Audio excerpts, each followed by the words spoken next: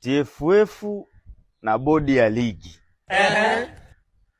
lindeni sana kile kikompyuta chetu mnachokiwekaga uwanjani. Kumekucha. Narudia, kilindeni kile kikompyuta mnachokiwekaga uwanjani.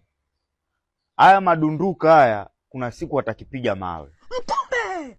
Maana wapo utasema watoto wa kufikia.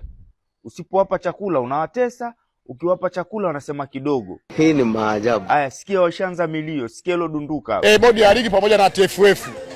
Kama hii VS video supporter mmeileta kwa sababu ya timu zote kuweza kufuata haki, basi tumieni vizuri. Ila kama mmeileta kwa sababu ya kuinyonga Simba, basi nawaambia tutagombana. Tukio alilofanya leo Duchu ndio tukio alilofanya Peter Sharulile kwenye mechi ya dabi ya ngao ya jamii kule Zanzibar. Kitu sahihi kwao ambacho TFF na bodi ya ligi mnaweza mkawafanyia hao wakakubali ni kuwaruhusu kila wakishinda tu waende Jangwani kunya basi.